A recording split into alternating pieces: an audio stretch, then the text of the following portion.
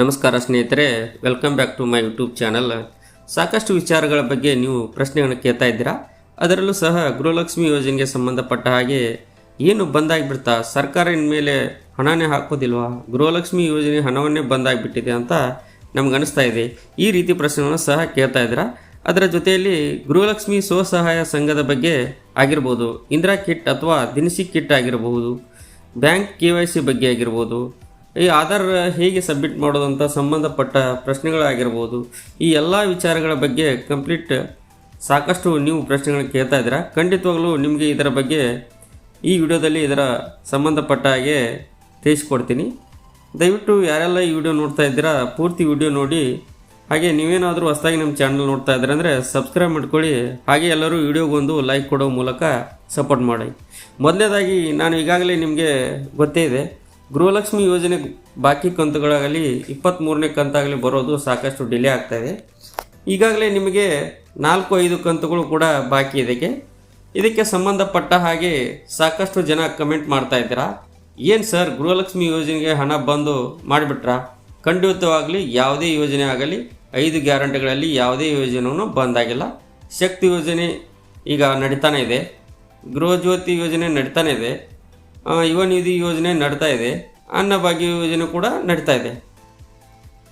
ಗೃಹಲಕ್ಷ್ಮಿ ಯೋಜನೆ ಬಂದ್ ಮಾಡುವಂಥ ಪ್ರಶ್ನೆ ಏನಿಲ್ಲ, ಖಂಡಿತವಾಗಲೂ ಮುಂದುವರಿಯುತ್ತೆ. ಬಟ್ ಆದರೆ ಸರ್ಕಾರ ಆದಷ್ಟು ಬೇಗ ಪೆಂಡಿಂಗ್ ಹಣವನ್ನು ರಿಲೀಸ್ ಮಾಡಬೇಕು. 23ನೇ ಕಂತು ಯಾವಾಗ ಬರುತ್ತೆ ಅಂತ ಕೇಳ್ತಾ ಇದ್ದೀರಾ.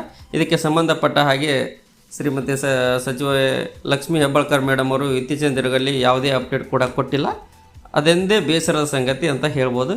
ಇನ್ನು KYCಗೆ ಸಂಬಂಧಪಟ್ಟ ಹಾಗೆ ನಿಮ್ಮ ಮನೆಯಲ್ಲಿ ಒಂದು ರೇಷನ್ ಕಾರ್ಡ್ ಇದೆ, 5 ಜನ ಸದಸ್ಯರಿದ್ದೀರಾ, 4 ಜನರು KYC ಆಗಿದೆ, ಒಬ್ಬರು KYC ಆಗಿಲ್ಲ ಅಂದರೂ ನಿಮಗೆ ಕಡ್ಡಾಯವಾಗಿ KYC ಮಾಡಿಸೇಬೇಕು. ಆಮೇಲೆ ಯಾರು ತೀರ್ಕೊಂಡಿರ್ತಾರೋ ಅವ್ರನ್ನ ನಿಮ್ಮ ರೇಷನ್ ಕಾರ್ಡಿಂದ ರಿಮೂವ್ ಮಾಡಿಸಬೇಕು. ಇಲ್ಲಾಂದರೆ ನಿಮಗೆ ಏನಾಗುತ್ತಂದರೆ ಅಕ್ಕಿ ನಿಮಗೆ 4 ಜನ ಕೊಡೋದ್ರಲ್ಲಿ 3 ಜನರಿಗೆ ಮಾತ್ರ, ಅಂದರೆ 5 ಜನರಲ್ಲಿ ಕೊಡೋದ್ರಲ್ಲಿ 4 ಜನರಿಗೆ ಮಾತ್ರ ಕೊಡುವಂಥ ಕೆಲಸ ಮಾಡ್ತಾರೆ. ಓಕೆನಾ? ಇನ್ನು ಗೃಹಲಕ್ಷ್ಮಿ ಸಂಘ ಯಾವಾಗ ಶುರುವಾಗುತ್ತೆ? ನಮಗೂ ಕೂಡ ಲೋನ್ ಅವಶ್ಯಕತೆ ಇದೆ, ಯಾವಾಗಿಂದ ಶುರುವಾಗುತ್ತೆ, ಎಷ್ಟು ಲಕ್ಷ ಲೋನ್ ಕೊಡ್ತಾರೆ ಅಂತ ಹೇಳಿ ಕೇಳ್ತಾ ಇದ್ದಾರೆ.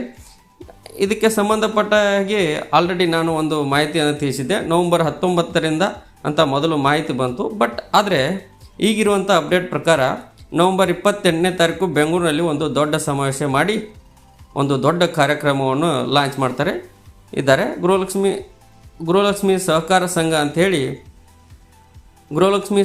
ಸಂಘ ಅಂತ ಹೇಳಿ ನಿರ್ಮಾಣ ಮಾಡಿ, ಸ್ವಸಹಾಯ ಸಂಘದ ಅಂತ ಹೇಳಿ ನಿರ್ಮಾಣ ಮಾಡಿಬಿಟ್ಟು ಅದಕ್ಕೆ ಸಂಬಂಧಪಟ್ಟ ಹಾಗೆ 25ರಿಂದ 3 ಲಕ್ಷದವರೆಗೂ, ಸುಮಾರು 3 ಲಕ್ಷದವರೆಗೂ ಸಹ ಸಾಲ ಸೌಲಭ್ಯವನ್ನು ಸಿಗುತ್ತೆ.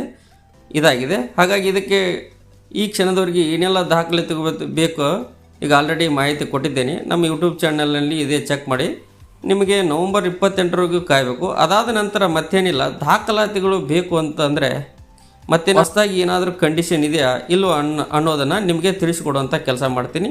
ಇನ್ನು KYCಗೆ ಸಂಬಂಧಪಟ್ಟ ಹಾಗೆ ಬ್ಯಾಂಕ್ KYC ಅಂದರೆ ಏನು, ರೇಷನ್ ಕಾರ್ಡ್ KYC ಅಂದರೆ ಏನು ಈಗ ಆಲ್ರೆಡಿ ತಿಳಿಸಿದ್ದೇನೆ. ಇನ್ನೊಮ್ಮೆ ಹೇಳಬೇಕಪ್ಪ ಅಂದರೆ ಬ್ಯಾಂಕ್ನಲ್ಲಿ ನಿಮ್ಮ ಬ್ಯಾಂಕ್ ಅಕೌಂಟ್ ತುಂಬ ದಿನಗಳಿಂದ ಅಪ್ಡೇಟ್ ಆಗಿಲ್ಲ, ಹಾಗಾಗಿ ಡೆಡ್ ಆಗಿದೆ ಅಂದರೆ ನಿಮ್ಮ ಬ್ಯಾಂಕ್ ಅಕೌಂಟಿಗೆ ಯಾವುದೇ ದಾಖಲಾತಿಗಳು ನೀವು ಸಬ್ಮಿಟ್ ಮಾಡಿಲ್ಲ ಅಂದರೆ ನಿಮ್ಮ Aadhaar card, ID proof, address proof, PAN card, Aadhaar card ಮತ್ತು ಒಂದು ಫೋಟೋವನ್ನು ಕೊಟ್ಟು KYC ಮಾಡಿಸಬೇಕು. ಅದಕ್ಕೆ ನಾವು ಬ್ಯಾಂಕ್ KYC ಅಂತ ಕರಿತೀವಿ.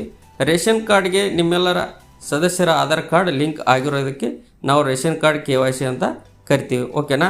ಇವರಲ್ಲಿ ಇಂದಿರಾ ಕಿಟ್ ಬಗ್ಗೆ ಯಾವಾಗ ಶುರುವಾಗುತ್ತೆ? ಇಂದಿರಾ ಕಿಟ್ಟು ಈ ತಿಂಗಳಿಂದ ಬರುತ್ತಾ?